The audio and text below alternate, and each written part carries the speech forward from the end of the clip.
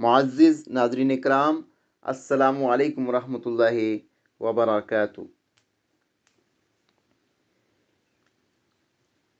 ایک بادشاہ لوگوں کو خنزیر کھانے پر مجبور کیا کرتا تھا۔ ایک عالم نے اس کا یہ حکم ماننے سے انکار کر دیا۔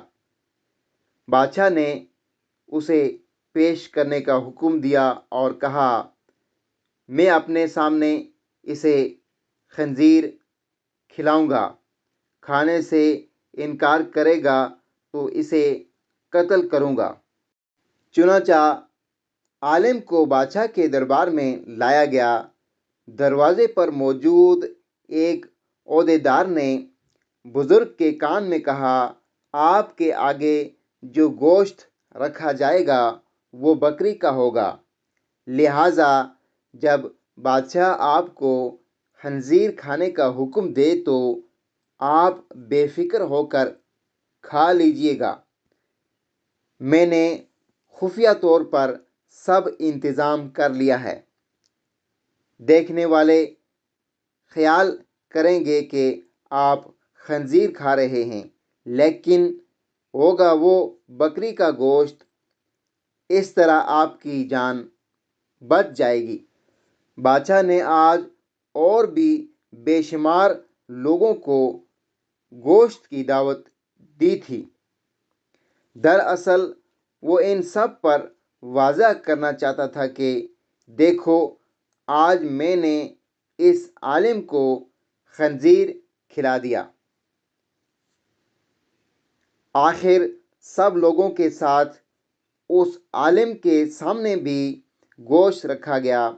سب لوگ عالم کی طرف دیکھنے لگے۔ وہ آپس میں کہہ رہے تھے، عالم صاحب نے کھا لیا تو ہم بھی کھا لیں گے، ورنہ ہم بھی نہیں کھائیں گے۔ عالم صاحب کے سامنے اس عہدیدار کی خفیہ ہدایت کے مطابق بکری کا گوشت رکھا جا چکا تھا اور یہ بات عالم کو معلوم تھی۔ اس کے باوجود انہوں نے گوشت کی طرف ہاتھ نہیں بڑھایا اور بولے، نہیں، میں یہ گوشت نہیں کھاؤں گا۔ عہدیدار سامنے ہی موجود تھا۔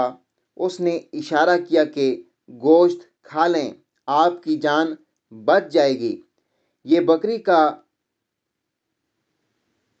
ہے، خنزیر کا نہیں۔ اس اشارے کے باوجود وہ ٹس سے مس نہ ہوئے۔ ان کے انکار پر بادشاہ نے اسی عہدیدار کو حکم دیا، اسے باہر لے جا کر قتل کر دیا جائے۔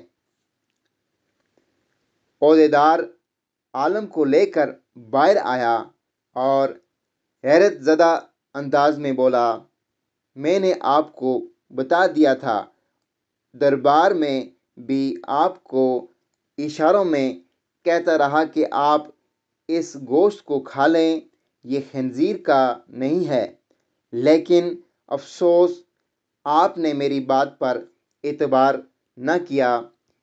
کیا آپ نے یہ گمان کیا تھا کہ میں جھوٹ بول رہا ہوں؟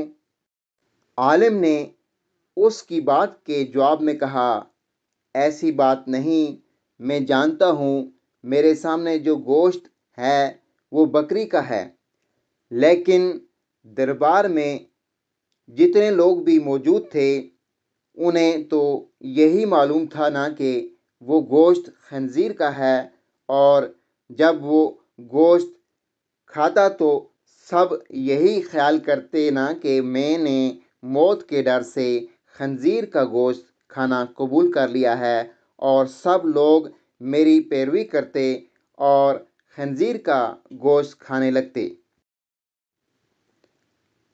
عہدیدار دنگ رہ گیا، گویا اس عالم نے اپنا قتل تو گوارا کر لیا تھا، لیکن دوسروں کا وبال اپنے سر لینا منظور نہ کیا۔ عالم کی شان یہی ہوتی ہے